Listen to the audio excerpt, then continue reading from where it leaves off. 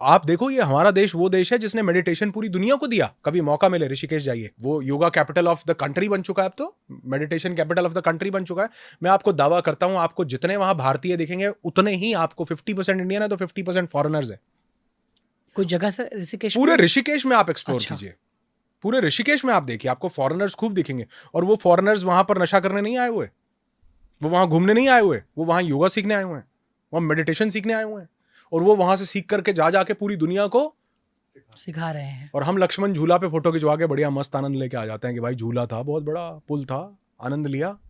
लेकिन जो हमारे रूट्स थे वो लोग सब सीख, बुरा नहीं है, अच्छा है, बहुत बढ़िया, सबको सीखना चाहिए। लेकिन कहने का ये मतलब है कि वो रूट्स जब हमारे पास होते हैं ना, जब हम जानते हैं कि वाकई मेडिटेशन में कितनी बड़ी ताकत है, वाकई डीप ब्रीदिंग में कितनी बड़ी ताकत है, वाकई ये डायाफ्रेगमेटिक ब्रीदिंग जिसको मैं अभी थोड़े ऑल्टरनेट नेजल ब्रीदिंग बोल रहा था, अगर फैंसी वर्ड्स में कितनी बड़ी ताकत है। तो मुझे ऐसे लगता है वो जो लोग हमारे पास आते हैं उनको जिंदगी में ऐसा लगता है कि यार ये दुनिया का सबसे मुश्किल टास्क है। लेकिन मैं कहता हूँ भाई मुझे थोड़ा समय दो।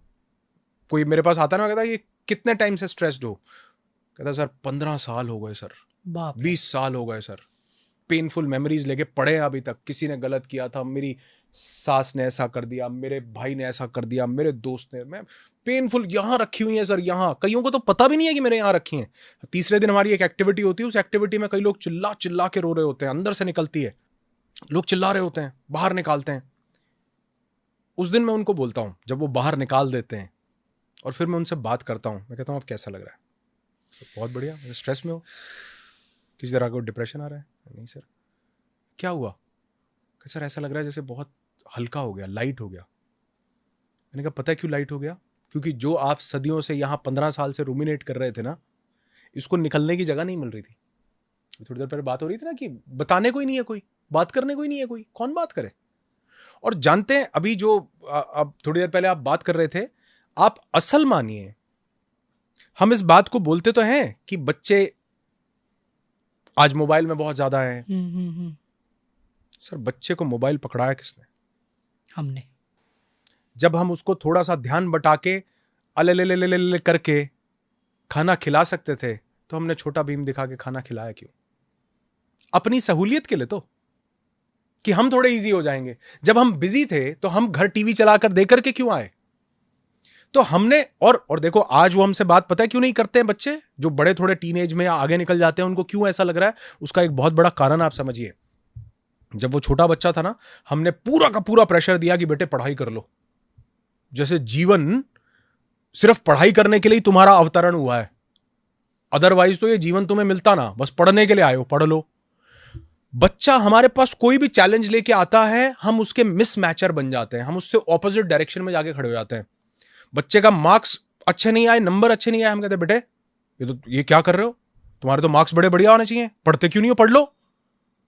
हम वो जिस मनस्थिति में है, हम उसकी मनस्थिति समझने की जगह हम सारे मोटिवेशनल स्पीकर बन जाते हैं और बच्चे को ज्ञान देना शुरू करते हैं।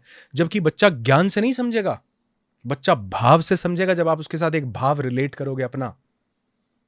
जैसे अभी थोड़ी देर पहले आपने बोला ना कि एक टीचर थे, वो बोले कि भाई फेल मैं भी हुआ हूं, डिप्रेशन में मैं भी गया हूं, तो ये मत सोचना कि जो टीचर है वो नहीं गया होगा। लेकिन हम वो वहां पर हम ये प्रिटेंड कर, वो मां अपने बच्चे को डांट रही है तुम्हारे 90% नंबर आने चाहिए, 9 तुम्हारे आए थे? अपने बच्चे को अपनी मार्कशीट दिखाओ एक बार, आए थे? नहीं। फिर क्यों इसके ऊपर दबाव बना के रखा हुआ? क्यों? मतलब हमने पढ़ाई को लेकर के इतना ज्यादा उसको वो कर दिया कि जब वो धीरे धीरे बड़ा होता है ना, वो अपने माँ बाप को कोई चीज कहने से कतराता है, उसको लगता है कि मना ही करेंगे, क्योंकि बचपन में भी सब कुछ मना ही करते आए हैं, पैटर्न है। वो पैटर्न सेट हो गया सर उसके साथ, बच्चे के साथ क्वालिटी टाइम नहीं स्पेंड किया। आज मैं यकीन मानो, मेरे पास ऐसे ऐसे भी क्लाइंट्स हैं, ऐसे ऐसे लोग आए मेरे पास जिनके पास खुद के पर्सनल चॉपर्स हैं सर, पर्सनल चॉपर्स। और जब मेरे पास आए वो बोले सर नींद की गोली छुड़वा दो सर बच्चे बात नहीं करते, कैसा ऐसा करें, कैसे कर लें? मैंने कहा ये जो बात न करने का कनेक्शन है, इसको तोड़ने में कितना समय लगाया? बोले सर बच्चा जब तक 10th तक था तब तक तो मैं अपने काम में ही व्यस्त था, मेरे को समय ही नहीं मिलता था। मैं 12 बजे तो सर रात को कब बात करता, मैं 12 बजे तो घर जाता था। मैंने कहा फिर ये क्रिएट किसने किया है?